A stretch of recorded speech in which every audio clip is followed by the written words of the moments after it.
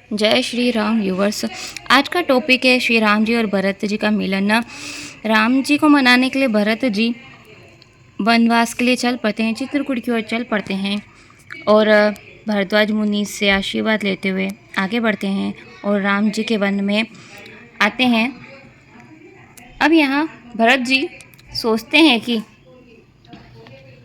माता की करनी को समझकर भरत जी सकुचाते हैं, मन में अनेकों तरह के विचार करते हैं। राम जी लक्ष्मण जी जानकी जी मेरा नाम सुन करके स्थान छोड़कर कहीं दूसरे स्थान को ना चले जावें।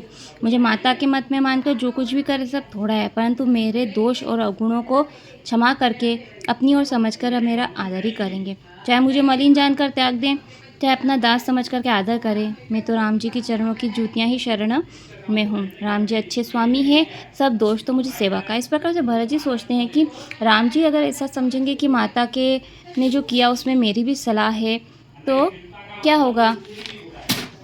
इस प्रकार से माता की बुराई मान उन्हें पीछे लौटा देती है, परंतु भक्ति के बल से धीरज धर करके आगे चलते हैं।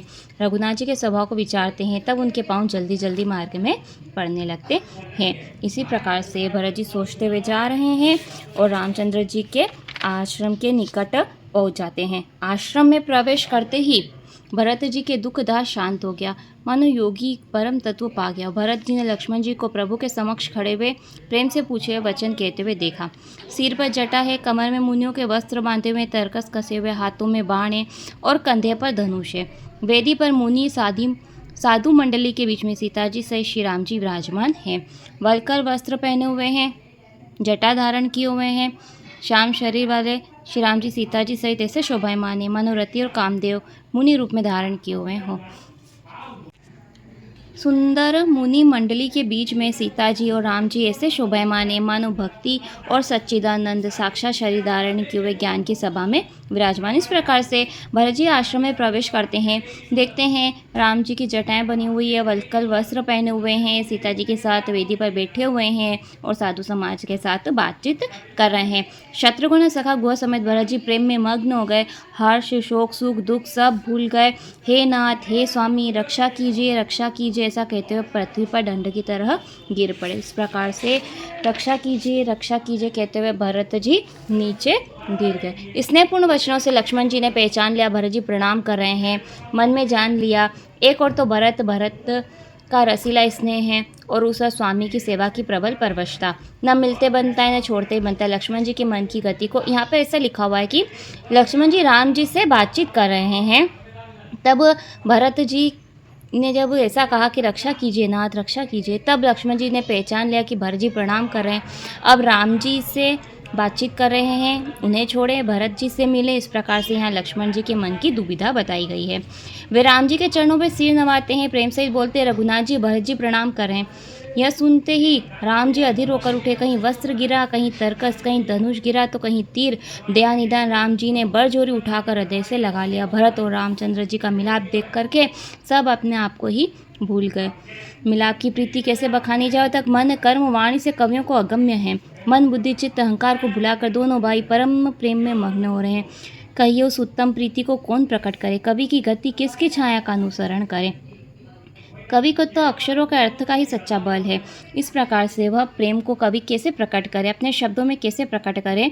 इसी प्रकार से कह रहे हैं भरत जी और राम जी का स्नेह अगम्य है, जहाँ ब्रह्मा विष्णु महेश का भी मन नहीं जा सकता है। उस प्रेम को मैं कुबुद्धि किस प्रकार से कहूँ। इस प्रकार से भरत जी और रामचंद्र जी का मिलाप देख करके देवगणों की छाती भय के मारे धधकने लगी। यहाँ देवता लोग बड़े ही डर जाते हैं कि भरत जी और रामचंद्र जी का प्रेम देख करके उनके मन में आता है कि कहीं राम जी वरी अयोध्या न चल पड़े। जब देवगुरु बृहस्पति ने समझाया तब वे मूर्ख जागे और फूल बरसा कर प्रशंसा करने लगे। फिर प्रेम के साथ शत्रुघ्न से मिलकर राम जी ने केवट से भेंट की। प्रणाम करते हुए लक्ष्मण जी से भरत जी बड़े प्रेम से मिले। लक्ष्मण जी छोटे भाई शत्रुघ्न से मिले और गुरु को हृदय से लगा लिया। फिर दोनों भाइयों ने मुनि गणों को प्रणाम किया और मनमाना आशीर्वाद प्राप्त किया। शत्रुघ्न समेत भरत जी ने उमंग कर सीता जी के चरण रज को सिर पर चढ़ा करके बारंबार प्रणाम किया। सीता जी ने भी उन्हें उठाकर कर कमलों से स्पर्श कर दोनों को बिठाया। जानकी जी ने मन ही मन में आशीर्वाद दिया, क्योंकि वे स्नेह में मग्न हो रही थी, देह की सुधि नहीं। इस प्रकार से जानकी जी को अनुकूल देखकर भरत जी के हृदय का सोच और कल्पित डर दूर गया। इस प्रकार से भरत जी को जो सोच हो रहा था कि इसमें मेरा दोष है, राम जी के वनवास में मेरा दोष है, कहीं ऐसा सीताराम जी ना समझें, तब वह राम जी और सीता जी से मिलकर के उनका कल्पित सोच थी जो वह दूर हो गई। उस समय ना कोई कुछ कहता है, ना कोई पूछता है, मन में प्रेम भरा हुआ है, इस कारण से सब गति से खाली है। तब गुह ने धीरे धरकर हाथ जोड़कर प्रणाम करके विनती की कि हे नाथ, मुनिनाथ के साथ सारी माताएं, नगरवासी, सेवक, सेनापति, मंत्री सभी लोग विरह से व्याकुल होकर के आए हैं।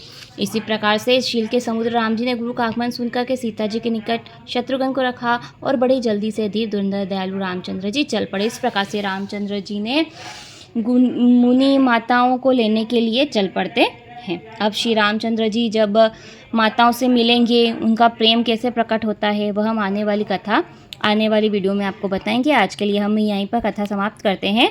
आप मेरे साथ राम कथा में जुड़ जाइए। जय श्री राम।